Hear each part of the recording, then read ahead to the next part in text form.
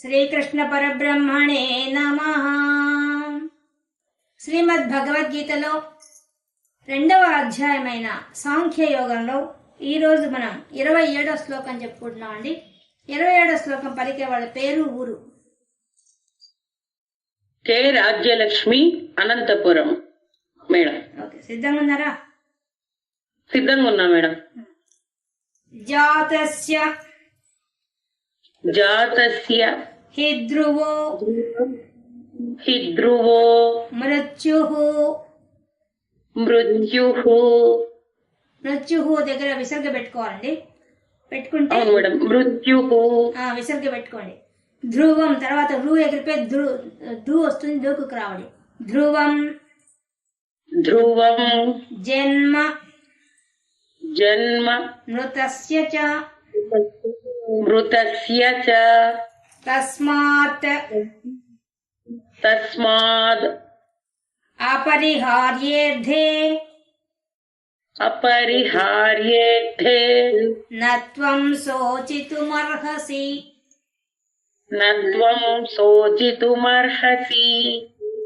జాతస్య హి ధ్రువో మృత్యుః.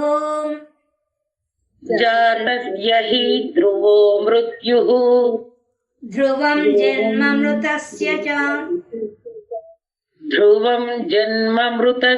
చ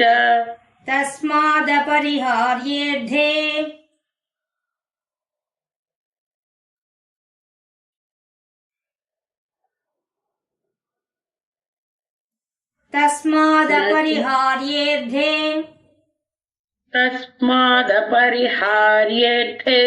నత్వం శోచితుమర్హసి. ఇంకోళ్ళు ఎవరో పలుకుతున్నారండి, మ్యూట్ చేసుకోవాలి. జాతస్య హి ధ్రువో మృత్యుః.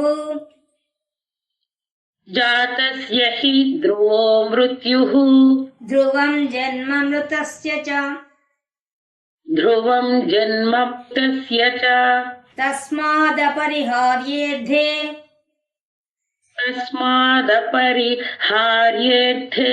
నత్వం శోచితుమర్హసి. జాతస్య హి ధ్రువో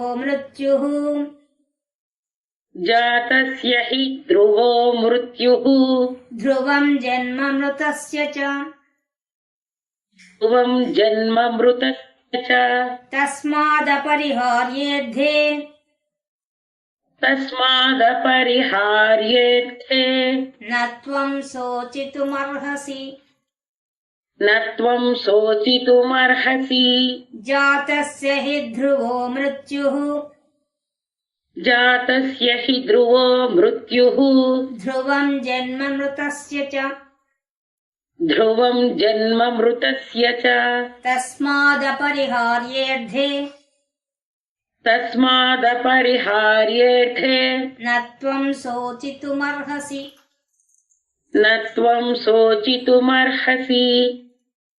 రాజలక్ష్మి గారు మ్యూట్ చేసుకోండి. ఇంకా భగవంతుడు అర్జునుడికి ఇంకా చెప్తున్నారు, నేనే, నా శరీరమే ఆత్మ, ఆత్మ అంటూ సపరేట్గా లేదు అనే భావం ఉంటే అట్లప్పుడు నువ్వు దుఃఖించవద్దు అని ముందు శ్లోకంలో చెప్పి, ఇప్పుడు మళ్ళీ శరీరము ఆత్మ ఒకటే అంటావా? పోనీలే, ఆత్మ లేదంటావా? ఈ శరీరము నేనే శరీరం అనుకుంటావా? అలా కూడా చూద్దాం. నువ్వు దుఃఖించాల్సిన అవసరం లేని విషయం ఒకటి ఉన్నది. ఇది నిత్యం నువ్వు చూస్తున్న విషయమే, అట్ట కూడా ఏడడానికి వీలు లేదని చెప్పి చెప్తున్నాడు. జాతస్య పుట్టిన వానికి, ధ్రువో మృత్యుః. పుట్టినవాడు మరణించక తప్పదు. ధ్రువో అంటే ఖచ్చితం, ఖచ్చితంగా మరణించాల్సిందే పుట్టినవాడు. ధ్రువం జన్మ మృతస్య చ మరణించిన వాడు జన్మించాల. ధ్రువం ఇది ఖచ్చితంగా సత్యం, ఇదే జరుగుతుంది, నిశ్చయంగా జరుగుతుంది. ఈ విషయం ఏందట? ఫస్ట్ స్టేట్మెంట్ ఏంది? పుట్టినవాడు మరణిస్తాడు. సెకండ్ స్టేట్మెంట్, మరణించిన వాడు పుడతాడు. ఇది మన ధర్మం చెప్పేది. మన ధర్మమే కాదు, మనం చూస్తున్నాం కూడా ఆ విషయాన్ని. నిత్యము మనము ఇది గమనిస్తున్నాం కూడా. ప్రపంచంలో ఉండే ఏ శరీరం తీసుకున్న ఎవరైనా సరే ఖచ్చితంగా వాళ్ళు పుట్టడం అంటూ ఉంది అంటే వాళ్ళకు మరణం ఉంది. ఇది మనం ఉదయం నుంచి మన ప్రపంచంలో మనతోటి వాళ్ళని మన సమాజంలో అందరిని చూస్తూనే ఉన్నాం. మరణించే వాళ్ళని చూస్తూనే ఉన్నాం, పుట్టే వాళ్ళని కూడా చూస్తూనే ఉన్నాం. అదే కదా మన కంచి పరమాచార్య కూడా ఆయన వచ్చి ఎట్లా మనుషులంతా ఎందుకు సమానంగా లేరు అంటే అసలు మా జన్మ ఉందా లేదా అంటే ఆయన సాక్ష్యం చెప్తాడు. ఒక హాస్పిటల్కి పోయి నువ్వు ఎంతమంది పుట్టారో ఈరోజు చూసిరాపో, ఎక్కడెక్కడ ఎవరు పుట్టారో చూసిరాపోమంటాడు. ఒకే హాస్పిటల్లోనే బీద వాళ్ళకి కాన్పులైంది, ధనవంతుడికి కాన్పులైంది, అందరికీ అన్ని రకాల మనుషులకి కాన్పులైనాయి, బిడ్డలు పుట్టారు. అప్పుడే అతనికి అర్థమవుతుంది పూర్వజన్మ ఉంది, మరుజన్మ ఉంది అని తెలుసుకుంటాడు. పునర్జన్మ ఉంది అనే విషయం తెలుసుకుంటారు దానికి తార్కాణంగా. ఇప్పుడు ఆ విషయమే ఈ శ్లోకం చెప్తున్నారు. ఎందుకు చెప్తున్నాడు తర్వాత వాక్యంలో చెప్పేశారు. తస్మాత్ అపరిహార్యేర్థే. ఓ అర్జున, ఈ విషయం నీకు తెలుసు కదా, నువ్వు చూస్తూనే ఉన్నావు కదా, ప్రపంచంలో పుట్టేది వాడు మరణిస్తున్నాడు, మరణించిన వాడు పుడుతున్నాడు. ఇది ఈ చక్రం తిరుగుతూనే ఉంది, నువ్వు చూస్తూనే ఉన్నావు. ఇంకా అలాంటప్పుడు నత్వం శోచితుమత్వం, నీవు శోచితం ఏడవడానికి అర్హసి, ఏడవడానికి వీల్లేదు కదా, నీకు విషయం తెలిసిపోయింది కదా. నాకు తెలిసిన తర్వాత నీకు ఏడ్చేదేంది? ఒకవేళ నీకు తెలియకపోతే అమ్మో నా ఇంట్లో వాళ్ళు చనిపోతారని ఏడ్చినా ఒక అర్థం ఉంది. నీకు పుట్టినవాడు మరణిస్తాడన్న విషయం కూడా నీకు తెలిసిపోయింది, దాని మీద నీకు ఏడుస్తున్నావు. ఇంకా దానికి ఏమన్నా అర్థం ఉందా? తెలియకపోతే ఏడవచ్చు, తెలిసి ఎందుకు ఏడుస్తున్నావు? ఎట్ట అడుగుతున్నాడు చూడండి కృష్ణ పరమాత్మ, ఎలా అడుగుతున్నాడు. ఇది అందరికీ మనందరికి సంబంధించిందండి, ఒక్క అర్జునుడికి కాదు, మనకే ఇది సంబంధించింది. ఎందువల్ల ఆయన తెలుసు, అర్జునుడికి తెలుసు ఆ విషయం, మనకే తెలియంది. మనం చూడండి ఎక్కడో ఎవరికో మరణిస్తారంటే మనం పెద్ద పట్టించుకోం. మన ఇంట్లో అది వస్తే తను గిలగిల కొట్టుకుంటాం. మనందరికీ తెలియదా పుట్టినవాడు మరణిస్తాడని? తెలియకుండా ఉన్నామా మనం? ఈ విషయం మనందరికీ తెలుసు ఆ విషయం. అయినా కూడా మనం దుఃఖపడుతున్నామంటే ఏమనుకోవాలి అంటే ప్రపంచ వ్యామోహము, మోహం ఎంత ఎక్కువగా ఉందో చూడండి మనకి. ఆ దుఃఖానికి కారణం మోహం అని చెప్పడానికి శ్లోకం చెప్తున్నాడు ఆయన. నువ్వు దుఃఖపడుతున్నావు కదా అర్జున, ఇప్పుడు ఆలోచించు, లాజిక్గా ఆలోచించు. నువ్వు ఆలోచిద్దాం, మనమే ఆలోచిద్దాం. ఇప్పుడు నేను చెప్పిన ఆత్మ పక్కన పెట్టేసి, మన ఆత్మను పొందాలా ఇవన్నీ పక్కన పెట్టి అసలు మామూలుగా మాట్లాడుకుందాం, లోకంలో జరిగే విషయాన్ని మాట్లాడుకుందాం. అలా చూసినా కూడా పుట్టినవాడు మరణిస్తాడు, మరణించిన వాడు పుడతాడు. ఈ కాలచక్రం తిరుగుతున్నది. అక్కడ దాకా ఎందుకండి, మన దేహంలో చూడండి ఎన్ని కణాలు లోపల రోజు చచ్చిపోతాయో తెలుసా. ఆ చనిపోయే వాటిని రిపేర్ చేసుకునే కెపాసిటీ ఉంటే రిపేర్ చేసుకుంటుంది, లేకపోతే బయట నెట్టేస్తుంది మన శరీరం. మన శరీరమే పెద్ద శ్మశానం. అసలు మనకు ముసలితనం వచ్చే కొద్ది ఇంకా బాగా తెలుస్తుంది. ఇప్పుడు మన శరీరంలో చూడండి, చిన్నప్పుడు ఉన్న బాల్యం చచ్చిపోయిందా? మనం చూస్తుండగానే బాల్యం చచ్చిపోయిందా లేదా? మనం చూస్తూ ఉండంగానే మన కౌమార దశ కూడా, టీనేజ్ కూడా చచ్చిపోయిందా లేదా? మనకు చచ్చిపోయింది అంటే మరణించిందంటే మనం నమ్మలేకపోతున్నాం, కానీ నిజానికి మన దేహంలో మరణించిందా లేదా? మన శరీరం చూసినా కూడా. అందుకే అంటారు మన దేహమే పెద్ద శ్మశానం అనేసి. మనకు అది తెలియడం లేదు. ఎందువల్ల? ఇవన్నీ మనం క్యాజువల్గా తీసేసుకుంటున్నాం, ఇవన్నింటినీ యాక్సెప్ట్ చేస్తున్నాం. ఓకే ఓకే ఓకే అని. ఒక్క మరణాన్ని మాత్రం యాక్సెప్ట్ చేయలేం, అది వచ్చిన ప్రాబ్లం. అందుకే మరణానికి సంబంధించిన కథలు మనకి ఎక్కువ చూడండి. ఇప్పుడు రాక్షసులంతా కూడా వాళ్ళు మరణం లేకుండా ఉండే రకంగా కోరికలు బ్రహ్మదేవుడిని కోరుతారు. బ్రహ్మదేవుడి కోసం తపస్సు చేస్తారు. తపస్సు చేసి ఏం కోరిక కోరుతారు వాళ్ళు? మృత్యువు లేకుండా ఉండే కోరిక కోరుతారు. మరి కోరినప్పుడు వాళ్ళకి బ్రహ్మదేవుడు ఏం చెప్తాడు? మృత్యువు నివారించలేమని చెప్తాడు. వాళ్ళు అప్పుడు ఏం చేస్తారు? మహా తెలివిగా అడిగినట్టుగా మృత్యువుతో సమానంగా, మృత్యువు లేకుండా ఎక్కువ కాలం బతికే రకంగా ఉండే ఐడియాలు వేసుకుంటారు. మనం దుర్గా సప్తశతిలో చూసాం. ఆ శుంభుడు నిశుంభుడు ఏం కోరుకున్నారు? స్త్రీ శరీరంలోంచి స్త్రీ ఉత్పత్తి, ఆమె చేత మరణించాలని కోరుకున్నారు. స్త్రీ శరీరంలోంచి ఇంకో శరీరం ఎలా వస్తుంది అసలు? అది అమ్మవారికి కూడా సాధ్యమైంది, కానీ అది సాధ్యం కాదు, అందుకని మరణించవచ్చు అని వాళ్ళ ప్లాన్. అట్లాగే హిరణ్యకశిపుడు ఆయన కూడా ఎట్లా కోరుకున్నాడు. పగలు కాదు రాత్రి కాదు ఎన్ని చెప్పి ఎంత పెద్ద లిస్ట్ ఇచ్చాడు ఆయన. ఇవన్నీ పరిస్థితులు లేకుండా మరణించాలన్నాడు. ఏం భగవంతుడికి సాధ్యం కాదే ఉంది. ఆయన వెంటనే ఇంకో రూపం తీసుకుని వచ్చాడు. కాబట్టి రాక్షసులంతా కూడా ఇదే కోరుకున్నారు, మాకు మరణం చూడండి. ఒక విధంగా నిజంగా వాళ్ళకి ఆయుష్ ఇచ్చినప్పుడు వాళ్ళైనా మంచి పనులు చేశారు. రాక్షసులు ఏమి చేయలేదు.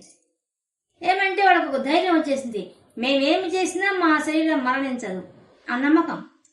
ఆ నమ్మకం ఏం చేసేసింది, ఇతరులను హింసించడానికి, అందరి మీద డామినేట్ చేసి బతకడానికి ఉపయోగపడింది. ఇప్పుడు చూడండి, మన సమాజంలో కూడా అందరికీ చావు ఉందని తెలుసు. మరి ఎందుకు ఈ దుష్టమైన ఆలోచనలు చేస్తున్నారు? దుర్మార్గంగా ప్రవర్తించే వాళ్ళు ఎక్కువ ఉన్నారు. చూడండి, వాళ్ళకేమన్నా ఎక్కువ కాలం బతుకుతారా? ఏం లేదు కదా. అయినా కూడా వాళ్ళు ఆ పనులు ధైర్యంగా చేస్తున్నారు. మనకి ఈ సిస్టమ్ పెడితే కూడా మేము ఎప్పటికైనా మరణిస్తాం అనే విషయం ప్రతి ఒక్కరికి తెలిసి కూడా తప్పులు చేస్తున్నారంటే దాన్ని ఏమన్నాను? రాక్షసులకి అదే. రాక్షసుల కథలంతా మన గురించి చెప్పినవి అవన్నీ నిజంగా రాక్షసులు కాదు, ఇండికేట్ చేస్తున్నారు, సింబాలిక్గా చెప్తున్నారు. మన మానవుల యొక్క స్వభావం ఇది అని చెప్పడానికి ఆ కథలు సృష్టించి చెప్తున్నారు. మనకి వాళ్ళు ఉన్నారా జరిగారా అవతల విషయం, మనం చూడలే కదా కథలు. అని కథల్లో ఉండే సారాంశం అంతా మనకు సంబంధించిందే కదా. అదే ఎక్కువ కాలం జీవించే వాళ్ళలాగా అన్ని వెదోపనలు చేస్తున్నారు కదా బయట. ఎలా చేస్తున్నారు? అది మళ్ళీ పుట్టినా నికృష్టమైన బతుకుతావని, వేరే జన్మ ఉందని అన్ని మనం చెప్తూనే ఉన్నాయి. ఇన్ని చెప్తున్నా కూడా తప్పులు చేయడానికి సిద్ధపడిపోతున్నారంటే కుంభకోణాలు జరుగుతున్నాయి, ఎన్ని జరుగుతున్నాయి చూడండి. వాళ్ళు ఏ ధైర్యంతో చేస్తున్నారు? వాళ్ళు ఏమైనా శాస్త్రంగా భూమి మీద ఉంటారా, లేకపోతే ఆ భూములు పైకి తీసుకెళ్తారా? ఏమన్నా ఉందా? ఎందుకు చేస్తున్నారు? దాన్ని అజ్ఞానం అన్నారా? ఏమన్నారు? ఆయనకి అసలు ఏమైనా పేరు పెట్టడానికి కూడా ఉందా? అసలు అక్రమంగా జీవిస్తున్న వాడికి ఏమని పేరు పెడతారు? అసలు మన మనుషుల్లో ఉండే ఆ గుణాన్ని తీసుకొచ్చి రాక్షసులుగా చూపించేశారు వాళ్ళు. ఋషులు చూపించారు, ఇట్లాగే ఉన్నారు, ఎప్పటికైనా మరణం ఉంటుంది అనే విషయం చెప్తున్నా కూడా వాళ్ళు వెంటనే పోయి స్వర్గలోకాన్ని ఆక్రమించేశారు. ముందు చేసే పని అదే కదా. ఎవరు హాయిగా ఉన్నారో వాళ్ళ మీద పోయి వాళ్ళని పైకి నెట్టేస్తారు. ఇప్పుడు లోకల్లో జరుగుతుంది అదే కదా. ఆక్యుపై చేస్తున్నారు స్థలాలు, అవంతా ఎలా చేస్తున్నారు. ఇవంతా అవే కదా, ఇంక వేరే ఏమైనా ఉందా? ధర్మంగా బతికే వాడి గురించి లాక్కుంటున్నారు కదా. కాబట్టి ఇది అంటే ఇంత సిస్టమేటిక్గా భగవంతుడు పెట్టి నీకు మరణం ఉందని పక్కన భయం పెట్టినా కూడా మనుషుల్లో మార్పు రావడం లేదు. ఇంకా అది పెట్టకపోతే ఇంకెట్టుంటారు? దానికి శిక్ష ఉంటుంది. నువ్వు భూలోకంలో తప్పించుకోవచ్చావు కానీ మా దగ్గర తప్పించుకోలేవు అని కూడా చెప్తున్నారు. అయినా కూడా చేస్తున్నారంటే ఏమనుకోవాలి. దీనికి మెయిన్ కారణం మన జ్ఞానం మనకు తెలియకపోవడం. మన ధర్మంలో ఏముందో, ఏ విషయం ఉందో తెలియకపోవడం అసలు కారణం. అది తెలిస్తే కదా, తెలిస్తే ఎవరైనా తప్పు చేస్తారా? భయపడిపోరు. ఇప్పటికే దేహానికి నువ్వేం తప్పులు చేసావో తెలియకుండా దేహానికి రోగాలు వస్తున్నాయి, వాటిని ఫేస్ చేస్తున్నావు. అయినా కూడా భయం లేకుండా ఉన్నారంటే మనుషులు ఏమనుకోవాలి? అంటే మన ధర్మశాస్త్రం ఏం చెప్తోందో ఇంచుకు కూడా ఒక్క పాయింట్ కూడా తెలియదు అర్థం. అన్నిటికీ ముఖ్యమైనది సత్యం. సత్యం ఒక్కటే ముఖ్యమైన ఆధారమైన విషయం, అన్నిటికీ ఆధారమైన విషయం అదే సత్యం, ధర్మం. ఈ సత్యం అనేది ఎక్కడుందో మనకు కాగడా పెట్టి వెతికినా కనపడదు. అలాంటి పరిస్థితిలో ఉన్నాం. కాబట్టి ఇప్పుడు రాక్షసులు ఏ విధంగా అయితే ఆయుష్ వాళ్లకు తెలుసు, పుట్టినవాడు మరణిస్తాడనే విషయం వాడి తెలియపిన బ్రహ్మదేవుడు చెప్పాడు కదా, నువ్వు ఖచ్చితంగా మరణించాలని చెప్పినా కూడా వాడేదో భగవంతుడి మీద పరీక్ష పెడుతున్నట్టుగా వాడు ఇంత లిస్ట్ ఇచ్చి ఈ విధంగా నేను మరణించాలా అని చెప్పి మరి మరణానికి వాళ్ళు కోరిక కోరుతున్నారు. అంటే ఇంకా ఎక్కువ కాలం పొడిగించుకోవాలని చెప్పేసి అధర్మంగా, ధర్మంగా కాదు. అలాగే ఇప్పుడు మనకి ఈ కథగా ఈ శ్లోకానికి సంబంధించి మనకు ఎంతో మంది విషయాల్లో మన చిన్నప్పటి నుంచి ఉంటుంటాం ఒక కథ. ఏంటది? ఇది శంకరాచార్య జీవితం జరిగింది చెప్తారు, రామకృష్ణ పరమహంస జీవితం జరిగింది చెప్తారు, చాలా మంది ఋషుల కథల్లో కూడా ఉంటుంది ఇది. మరి ఎంతవరకు నిజమో మనకి ఎవరికి జరిగిందో మనకు తెలియదు. ఈ కథ మాత్రం ప్రచారంలో ఉంది. ఏంది? ఒక ఆమెకు చిన్నతనంలోనే పిల్లవాడు మరణిస్తాడు. మరణిస్తే ఆమె పోయి శంకరాచార్యుని పోయి అడుగుతుంది, ఇట్లా నా బిడ్డ చనిపోయాడు, ఆ దుఃఖాన్ని నేను భరించలేకుండా ఉన్నాను, నా బిడ్డను బతికించమని అడుగుతుంది. అప్పుడు ఆయన, అమ్మ ఎవరింటికన్నా వెళ్ళి ఆవాలు తీసుకురా అని చెప్తాడు. సరే అని బయలుదేరుతుంటే ఆ ఆవాలు కూడా అడిగేవారంటే ఎవరింట్లో కూడా ఎప్పుడూ మరణం లేని ఇల్లుంటే వాళ్ళు ఇచ్చినవి ఇస్తేనే బతికిస్తానని చెప్తాడు. ఆమె ఇప్పుడు అందరు ఇళ్ళకు పోయి అడుగుతుంది, ఆవాలు కావాలి అని అడిగి మళ్ళీ అడుగుతుంది, మీ ఇంట్లో ఎవరు మరణించలేదంటే ఎందుకు లేదండి, ఈ మధ్య మా బంధువులు చనిపోయినారండి, లేదు మా సొంత వాళ్ళు చనిపోయారండి, ప్రతి ఇంట్లో ఎవరో ఒకరు చనిపోయారని చెప్తారు. అసలు చనిపోని వాళ్ళ ఇల్లు లేకుండా ఉండేవే ఉన్నాయి. అట్లాంటి ఇల్లు అసలు ఉండవుగా, భూమి మీద ఉండవు అసలు. అది తెలిసే కదా ఆయనకు ఆ ఫిట్టింగ్ పెట్టడానికి. ఆమె అందరూ తిరిగి వచ్చి ఎక్కడా దొరకవు. అప్పుడు వచ్చి అయ్యో నా కొడుకు బతకడం మళ్ళీ ఏడుస్తుంది. ఏమ్మా ఇంత విన్నావు కదా, అందరిలో మరణం అనేది సహజంగా ఉంటుంది అనే విషయాన్ని సహజంగా తీసుకోలేకపోతున్నావు నువ్వు, అది చెప్పడానికే కదా నేను పంపించానంటే అప్పుడు అర్థం చేసుకుంటున్నా, ఇది మరణం సహజమైన విషయం అని అర్థం అవుతున్నావు. అలా ఇప్పుడు ఆ రకంగా తీసుకున్నా కూడా కృష్ణ పరమాత్మ ఏం చెప్తున్నాడు, మన శరీర ధర్మం ప్రకారం తీసుకున్నా కూడా, నీవు ఆత్మను పక్కన పెట్టేసే, శరీర ధర్మం ప్రకారం తీసుకున్నా కూడా శరీరం ఏం చేస్తున్నది, పుట్టిదని నీకు కనిపిస్తోంది కదా, నీ తోటి వాళ్ళని పుట్టేది, నీకు ఇంట్లో పుట్టేది అని నువ్వు చూస్తూనే ఉన్నావు కదా. పుట్టిన వాళ్ళని ఎక్కువ కాలం ఉంటున్నారా, నీ తాతలు తండ్రులు ఉన్నారా, వాళ్ళంతా మరణించలేదా? ఇప్పుడు ధృతరాష్ట్రుడి తండ్రి వాళ్ళంతా బతికున్నారా, వాళ్ళంతా పోయారు కదా. రేపు పొద్దున మీ తాత భీష్ముడు పోతాడు, కాకపోతే కొంచెం ఎక్కువ ఆయుష్, ఆయన 250 సంవత్సరాల ఆయుష్, ఆయన స్వచ్ఛంద మరణం. స్వచ్ఛంద మరణమే కానీ అసలు మరణం లేకుండా ఆయన వరం ఇచ్చాడు వాళ్ళ తండ్రి, ఇవ్వలేదు కదా. ఎక్కువ కాలం బతకడానికి మాత్రం ఇచ్చాడు ఆయన, కానీ పూర్తిగా మరణం లేకుండా స్థితి వాళ్ళ తండ్రి ఇవ్వలేడు, ఎవ్వరూ ఇవ్వలేరు. అది అయ్యే పని కదా. ఇప్పుడు వాళ్లే మరణించారు కదా, నీ ముందున్న వీళ్ళు మరణిస్తారు. నీకు తెలిసిందే కదా విషయం, నేను చెప్పాలా? ఆ భీష్ముడు మరణిస్తాడు, ఆ ద్రోణుడు మరణిస్తాడు. ఎంతకాలం జీవిస్తారు? వద్దన్నా కాదన్నా వాడు మరణించాల్సిందే, నువ్వు ఆపలేవుగా. ఈ విషయం నీకు అర్థమైపోయింది ఇప్పటికీ. ఏ విషయం? పుట్టినవాడు మరణిస్తాడు అనే విషయం. అని చెప్పేదే ఉంది నీకు. ఇంకా ఇది నువ్వు రోజు చూస్తున్న విషయమే కదా. ఒకప్పుడున్న మీ తాతలు వాళ్ళంతా బతికున్నారా? ఎవరు బతికలేరు కదా. మీ నాన్న అమ్మమ్మలు నా జేజమ్మలు బతికున్నారా? అందరూ పోయారు కదా. ఎలా అడుగుతుంది, ఎలా దుఃఖిస్తున్నావు, శోకం చేసుకుంటున్నావు. అందుకే నేను నా శోచితం నా అర్హసి, నువ్వు ఏడవడానికి తగవు అని చెప్తున్నాడు. మనకు చెప్తున్నాడు ఈ విషయం, మనకు ఇది చెప్పేది. నిజంగా మనం చూడండి ఎంత తల్లడిపోతాం చూడండి. అందరం మరణిస్తా ఉన్నప్పుడు, మరణ భయం ఉన్నప్పుడు మనం ఎన్ని మంచి పనులు చేస్తాం? నిజానికి మంచి పనులు చేయాలి. ఒక డాక్టర్ దగ్గరికి హాస్పిటల్లో ఇద్దరు జాయిన్ అవుతారు బాగలేక, వాళ్ళకి ఏదో ప్రాబ్లమే జాయిన్ అవుతారు హాస్పిటల్. జాయిన్ అయినప్పుడు ఒకరి రిపోర్టు ఇంకోటికి పేరుతో వచ్చేస్తుంది. ఒక ఆయన ఒక నెల రోజుల్లో మరణిస్తాడు. ఆయన రిపోర్టు ఇంకో అతనికి వెళ్ళిపోతుంది. అప్పుడు డాక్టర్ గారు వచ్చేసి వాళ్ళకి తెలియదు కదా, వాళ్ళ రిపోర్ట్ బట్టి కదా వాళ్ళు చెప్తారు, అయ్యా నువ్వు ఇంకో నెల రోజుల్లో బతికేది, ఈ నెల రోజుల్లో నువ్వు చేయాల్సిన పనులు చేసేసుకో అని చెప్తాను. చెప్పగానే అతను టెన్షన్ పడిపోయి ఇంకా వెంటనే ఆయన అప్పటిదాకా తన బంధువులందరితో తగాదా పెట్టుకో ఉంటాడు. ఆస్తుల విషయాన్ని తన అన్నదమ్ములతో తగాదా పెట్టుకుని కోర్టు కేసులు దాకా పోయి ఉంటాడు. ఇంకా నెల రోజులు బతికేదాని సంబడానికి నాకెందుకు ఈ ఆస్తులంతా, నా తమ్ముళ్ళు నా కుటుంబ సభ్యులను అనుభవిస్తారని చెప్పేసి వెంటనే కోర్టుకు పోయినవన్నీ క్యాన్సిల్ చేసుకొని వెంటనే అందరి తమ్ముళ్ళు అందరిని కూర్చోబెట్టుకొని పెద్ద మనుషులను పెట్టుకొని తీర్మానం చేయించుకొని ఆ కోర్టు చుట్టూ దొరకకుండా నిమిషంలో సమస్య పరిష్కారం చేస్తాడు. ఇంకా వాళ్ళ అన్నదమ్ములు కూడా చాలా సంతోషిస్తారు. ఈ విషయం ఎవరికి చెప్పకుండా నువ్వు చేయాల్సిన పని చేయమని చెప్తారు డాక్టర్. అందువల్ల వాళ్ళకేం చెప్పకుండా గబ అన్ని పనులు చేయడం మొదలు పెట్టేస్తాడు. తన కొడుకులకి వాసన ఇచ్చేసి, కూతుళ్ళకి వాసన ఇచ్చేసేసి, మళ్ళీ అన్నదమ్ములు ఇచ్చి వాళ్ళకి కావాల్సిన ఇచ్చేసేసి, ఈ విధంగా రోజు హాయిగా ఆనందంగా అందరు సంతోషిస్తూ ప్రతి ఒక్కళ్ళు వచ్చి ఆయన ప్రేమగా పలకరిస్తారు. ఎంత బాగా పనిచేస్తున్నావు నువ్వు చేసినట్టుగా ఏ అన్నదమ్ములు చేయరని చెప్పి అందరు మెచ్చుకుంటారు. నెల రోజులైనా అసలు మరణించాడు. అసలు మరణానికి దగ్గర ఉండి అతనికి ఏమొస్తుంది, ఊరికే ఇన్ఫెక్షన్ ఉంది, 2 రోజులు తగ్గిపోతుందని వస్తుంది ఆయనకి. వాడు ఇంకా విచ్చలవిడిగా అన్నీ తినేసి తిరిగేసేసి అన్ని పనులు చేస్తాడు.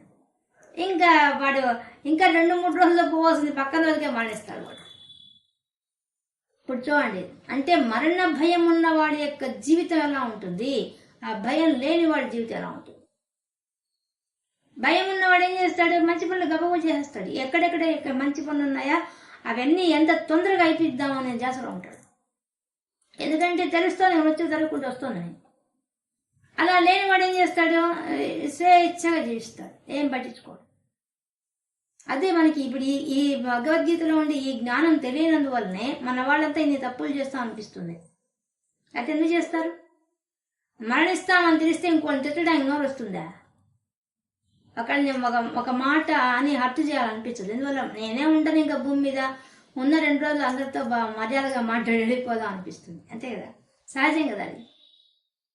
ఆ విషయాన్ని చెప్తున్నాడు అర్జునుడు.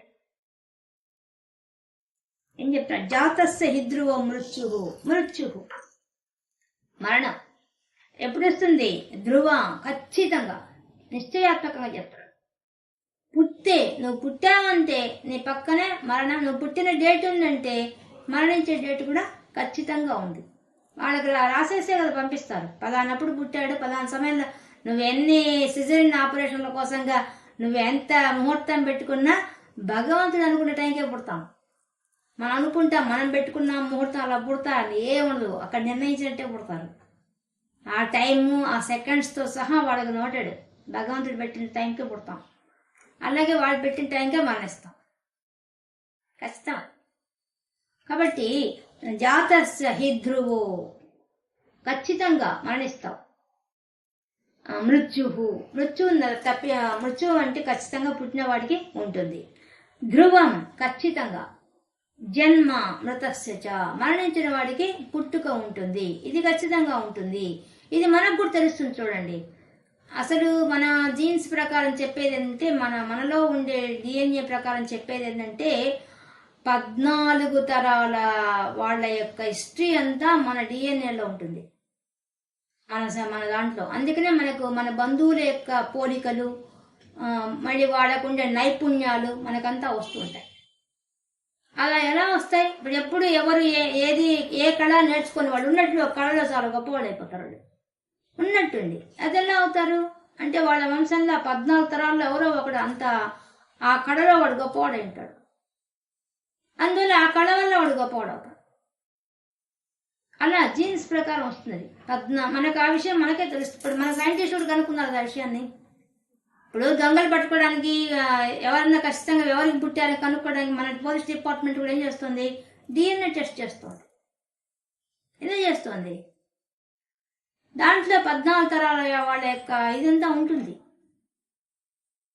ఒక అణువులోనే ఎంత ఉందనే విషయం వాళ్ళకి తెలిసిపోతుంది. తండ్రి యొక్క వంశం వాళ్ళది ఎంత ఉంది, తల్లి యొక్క వంశం ఏముంది, ఆ 2 వంశాలు కలిపి మనకు ఉంటుంది. వాళ్ళ వల్లే కదా మనకు జీవితం వచ్చింది. తండ్రి వంశంలో వాళ్ళ యొక్క వంశంలో ఉండే వ్యక్తుల యొక్క పోలికలు, వాళ్ళ యొక్క గుణాలు అన్నీ మనకు వస్తాయి. అలాగే తండ్రి యొక్క గుణాలు, తల్లి యొక్క అందరి వాళ్ళ వంశంలో ఉండేవన్నీ మనకు వస్తాయి. కాకపోతే కొంతమందికి ఆ పోలికలు కూడా చూడండి, మన వాళ్ళు ఎవరి పోలిక వీడు అంటుంటాం మనం. ఎందుకంటున్నాం ఆ మాట మనకు అర్థమైపోతుంది ఆ విషయం. సైన్స్ ప్రకారం చూసినా చూడండి ఎంత డెవలప్ అయింది మన సైన్స్ కూడా. మన పురాణాల్లో చెప్పే సైన్స్ కూడా అదే, ముందే మనకు చెప్పేశారు ఆ విషయం. నువ్వు పుడితే మరణిస్తావు, మరణిస్తే పుడతావు, ఇది చెప్పేశారు, వీడియో చెప్పేశారు. నువ్వు ఎక్కడెక్కడ ఎంతెంత అప్పు చేసిపోయావో ఆ అప్పు తీర్చుకోవడం కోసం మళ్ళీ పుట్టాల్సిందే. నువ్వు ఎక్కడెక్కడ ఏ తప్పులు చేసావో దానికి పనిష్మెంట్గా కూడా జన్మించాల్సిందే. అంతే కర్మ సిద్ధాంతం ప్రకారం. ఇది తప్పించుకోలేమ్మా. అందుకని జాగ్రత్త చేసేటే పుణ్యకార్యాలు ఎక్కువ చేయాలి. పుణ్యకార్యాలు ఎక్కువ చేస్తే కనీసం పుణ్యమైన వాళ్ళ ఇళ్లలో పడతాం. పుడితే మనం ఇంకా తరించే మార్గంగా ప్రయాణం చేస్తాం, అప్పుడు హాయి అయిపోతుంది. అది కూడా మనకే పెట్టేశారు చూడండి, ముందు చెప్తున్నారు, నిర్దేశిస్తున్నారు, ధర్మం ప్రకారం జీవించాలని చెప్పేశారు, సత్యం పలకమని చెప్పేశారు. దాన్ని నువ్వు ఆచరిస్తే నువ్వు ఉత్తమ జన్మలకు వెళ్ళిపోతుంటావు, హాయిగా వెళ్ళిపోవచ్చు. అసలు జన్మ లేని స్థితి కూడా వెళ్ళిపోవచ్చు. ఇవన్నీ ఉన్నాయి, లేవని చెప్పడానికి లేదు. మన సైన్స్ కూడా ప్రూవ్ చేస్తుంది ఆ విషయం అంతా. ఇంకా మన సైన్స్ ఇంకా పరిశోధన చేస్తూనే ఉంది మరణం గురించి. మరణం లేకుండా ఉండే స్థితి లేదనే విషయం కూడా డిక్లేర్ చేసింది. ఇప్పుడు కూడా మన సైంటిస్టులు చెప్పేశారు, మరణం గురించి ఇంకా పరిశోధన జరుగుతూనే ఉన్నాయి. అన్ని దేశాల్లో జరుగుతుంది ఆ విషయం. అది జరుగుతోంది. మన డిఎన్ఏ గురించి పరిశోధన జరుగుతున్నాయి. అదే మనలో ఉండే సూక్ష్మ శరీరం అంటారు దాన్ని. మనకైతే 3 శరీరాలు ఉంటాయి: సూక్ష్మ శరీరం, కారణ శరీరం, ఈ కనిపించే స్థూల శరీరం. 3 శరీరాలు ఉంటాయి. ఈ 3 శరీరాల్లో పైన శరీరం మరణిస్తుంది. లోపల ఉండే సూక్ష్మ శరీరం, కారణ శరీరం 2 కలిసే ఇంకో ఆత్మలకు వెళ్ళిపోతాయి. అది జరిగేది. ఆత్మ అంతటా ఉంది కదా, దాంట్లో వెళ్ళిపోతాయి. మన సూక్ష్మ శరీరం వెళ్ళిపోతుంది. మన మనసులో ఉండే కోరికలు అవన్నీ మూట కట్టుకొని తీసుకోబోతుంది, వాసనలు. ఇదే జరిగేది. కాబట్టి చెప్తున్నాడు ఈయన, పుట్టినవాడు మరణిస్తాడయ్యా, మరణించినవాడు పుట్టాడు. ఇక నీ ఎదురుగ్గా ఉన్న భీష్ముడు, ద్రోణుడు అంటావా, వాళ్ళు మరణించాల్సిందే. కాదు, ఎక్కువ టైం తీసుకున్నారు అంతే వాళ్ళు, అంతకు మించి ఏం లేదు. నీవైనా అంతా రేపు నువ్వు కూడా మరణించాల్సిందే, తప్పించుకోలేవు. ఈ విషయం నీకు తెలుస్తోంది కదా, నీ ముందు పోయిన వాళ్ళని చూసి తెలుస్తోంది కదా. ఇంకా ఏంటి? తస్మాత్, అందువల్ల, ఆ కారణం చేత. ఇప్పుడు నీకు తెలిసిపోయింది ఆ విషయం. అపరిహార్యర్థే, నువ్వు దాన్ని తొలగించవు. ఏమన్నా ఆపగలవా? అపరిహార్యర్థి అంటే నువ్వేమన్నా ఆపుతావా? చనిపోయేవాడిని ఆపగలవా? పుట్టేవాడిని పుట్టద్దని చెప్పగలవా? ఈ 2 నువ్వు చేస్తావు అనుకుంటున్నావా? నీ వల్ల అవుతుందా? ఏం సాధ్యం కాదు. భీష్ముడు మరణిస్తాడంటే నువ్వు ఆపడం నీ తరం కాదు. ద్రోణుడు మరణిస్తాడంటే ఆపడం నీ తరం కాదు. అదే పుట్టేవాళ్ళ కూడా నువ్వు ఆపడం నీ తరం కాదు. నీ చేతిలో లేని విషయం ఇది. అపరిహార్యర్థే, నువ్వేం చేయలేవు. నువ్వేం చేయలేని దాని అర్థం. అపరిహార్యర్థి అనివార్యం అంటే నువ్వు చేయలేవు. నువ్వు చేయలేని పని గురించి నువ్వెందుకు ఏడుస్తున్నావు? అసలు బాగా లాజిక్గా ఆలోచించు. పైనుండే విషయం కాదు, లోపలికి ఆలోచించు. నేను చెప్పానని చెప్పి ఆత్మ అంటే ఇంత గొప్పది, ఆత్మ గురించి నేను చెప్పాను, అదంతా పర్లేదు. నేను చెప్పిన విషయం అంతా పక్కన పెట్టేసాయి. నీ శరీర ధర్మం చూసినా కూడా, నీ శరీరం ప్రకారం పైన కూడా మీకు తెలిసిపోయిందా, శరీరం పుడుతుంది, శరీరం మరణిస్తుంది, మరణించేది మళ్ళీ పుడుతుంది. ఇదే ఉండేది విశ్వంలో ఉండే రూల్ ఇదే. ఇది కూడా నీకు తెలుసు, నేను చెప్పేది ఏం లేదు. కాబట్టి నువ్వు దాన్ని ఏం మార్చలేవు కదా. పుట్టేవాళ్ళని ఆపలేవు, మరణించేవాడిని ఆపలేవు. ఇంకెందుకు ఏడుస్తున్నావు? నత్వం, నీవు నా అర్హసి శోచితం, ఏడడానికి తగిన వాడివి కాదు. అంటే ఆయన చెప్తున్నాడు, ఎప్పుడు మనకు చెప్తున్నాడు, నువ్వెందుకు ఏడుస్తున్నావు?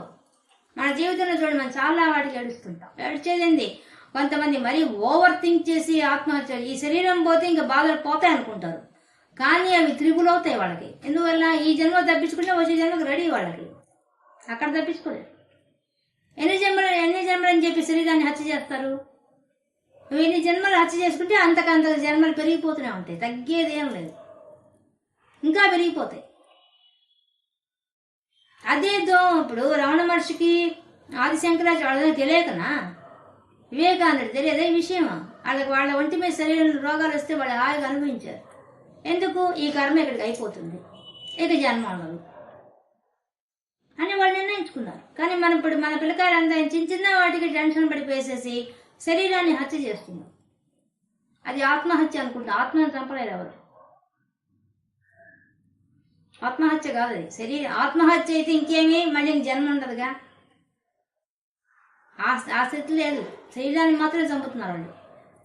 అంటే ఈ శరీరం ఉండబట్టే కదా ఇంత బాధలు ఉన్నాయి మాకు, ఈ శరీరం లేకపోతే ఇంకేం బాధలు ఉంటాయని వాళ్ళ ఉద్దేశం, పిల్లకాయల ఉద్దేశం. తీవ్రమైన బాధ వస్తే ఏడవలేక ఆ పని ధైర్యంగా ఎదుర్కోలేక ఆ పని చేస్తున్నారు. కానీ వాళ్ళందరికీ ఈ జ్ఞానం అవసరం. ఈ జ్ఞానం తెలిస్తే ఎవరు మరణించరు. శరీరాన్ని హత్య చేయకుండా అవసరమే ఉంది. నీ ఒక 10th క్లాస్ ఫెయిల్ అయితేనో, ఇంటర్మీడియట్ ఫెయిల్ అయితేనో అందరూ శరీరాన్ని చంపుతుంటారు. ఎవరిచ్చారు నీకు అధికారం అసలు చంపమని? బలవంతంగా చేయకూడదు ఆ పని. అంటే ఈ చిన్న సూక్ష్మం కూడా వాళ్ళకి తెలియదు. పుట్టినవాడు మరణిస్తాడు, మరణించినవాడు మళ్ళీ పుడతాడు, అది కూడా తెలియదు అనమాట వాళ్ళకి. ఎందుకంటే మన ధర్మంలో ఈ విషయాన్ని మనం అందరం మర్చిపోయాం. అది అసలు విషయం. మన జ్ఞానం మనం మర్చిపోయాం కదా. అందువల్ల కాబట్టి ఇప్పుడు మనకు అర్జునుడికి చాలా చక్కగా చెప్తున్నాడు, నువ్వు ఇంకా దుఃఖించవద్దు, దుఃఖించడానికి తగని వాడివి, తగవు అని చెప్తున్నాడు. అంటే ఏంటి అర్థం? నా అర్హసి, నీకు అర్హత లేదు. ఎందుకు అర్హత లేదు?